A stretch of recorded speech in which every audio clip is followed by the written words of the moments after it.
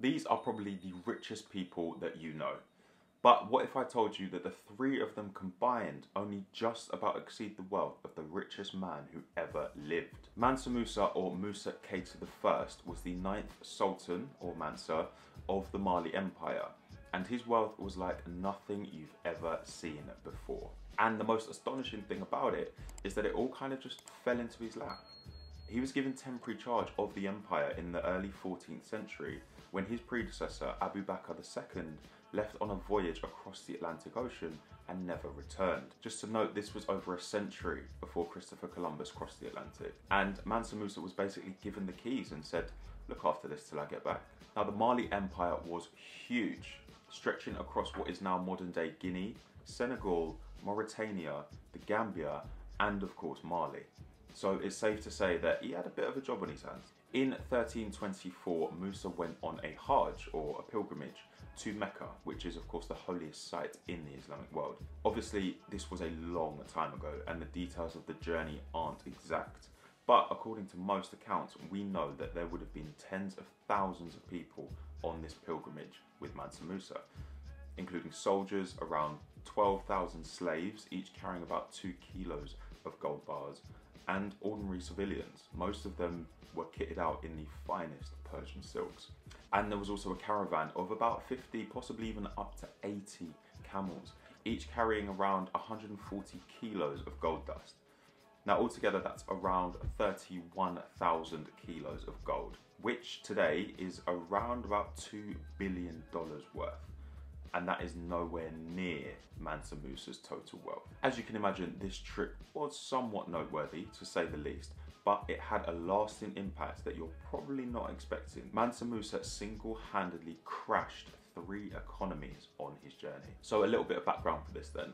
Far from being just a selfish, extravagant display of wealth, Musa took his fortune on the Hajj as part of a zakat, which is a principle of tax in Islam where you give to the less fortunate. And a man with so much wealth can of course afford to be very generous, but he ended up spending and ultimately just giving away so much gold that he crashed the economies of Cairo, Medina, and Mecca. The value of gold literally plummeted overnight, causing a sudden inflation and ultimately a 10-year recession. Thanks to Mansa Musa, this rare and sought after metal was now easier to come by than pretty much anything, really. The journey took around about 2 years and he would make fairly regular stops along the way to have mosques built.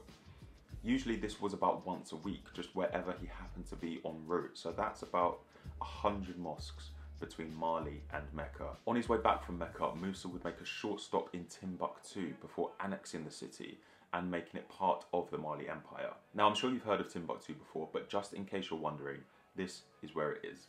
And its significance to the Mali Empire can't be understated. The move to annex it was a strategic one.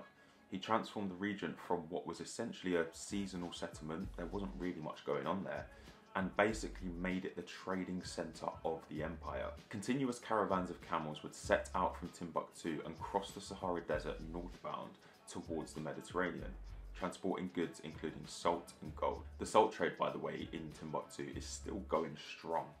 700 years later, Mansa Musa still has an active, tangible legacy. Timbuktu was also located on the bend of the Niger River, allowing trade both from the east and from the west. All of this combined with the fact that Mansa Musa was the 9th Sultan of an already prosperous empire, it's easy to see just how he was quite so well off. As he was looking to expand the Mali Empire, he was able to gain the support of other ruling powers and recruit various scholars and poets that would eventually help him to establish Timbuktu as the centre for Islamic learning, building the Sankor Madrasa, which was a prominent university, and the Djinguereber Bear Mosque in the city, both of which are still standing today. Of course, the architect was paid in gold, 200 kilos worth. Now the Mali Empire not only had trade, but also people travelling from all over.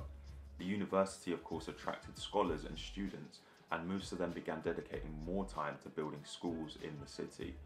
Timbuktu was becoming the world's centre for Islamic learning, and for a while, the Mali Empire was probably the heartbeat of Africa. It's worth remembering that while all of this was going on, much of the European kingdoms were ravaged. So this is the 14th century, so we're talking 100 Years' War, the Black Death, the Peasants' Revolt, the Great Famine, the list goes on.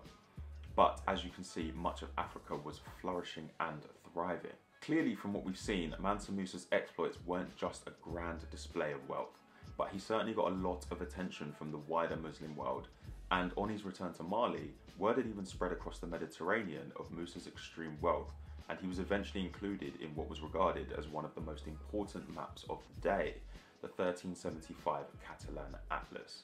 In fact, in just 25 years, Mansa Musa tripled the size of the Mali Empire. There was a lot of bloodshed, but interestingly, it was said that most countries willingly became part of the Mali Empire. Its citizens were living good, prosperous lives, and most people wanted to be a part of it.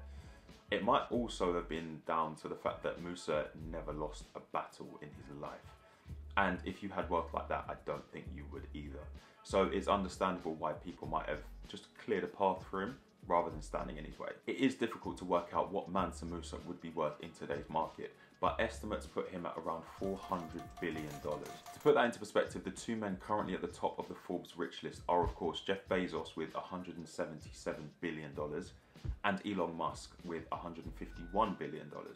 Now if you add those two together, you'd still need another $72 billion to make up the difference. Which, if you're interested, is pretty much the entire wealth of Francois Bettencourt Meyers, the owner of the L'Oreal Cosmetics company. And although most sources have him at around the $400 billion mark, there are also quite a few who simply label his worth as indescribable. So who knows what the true figure is. But one thing is for sure, Mansa Musa showed that it is actually possible to have this obscene amount of money and still be so selfless, giving, and ultimately respected, and I can't see anyone taking his crown anytime soon. If you enjoyed this video, then be sure to check out some of my other content. I've popped a couple of links to videos just here and here.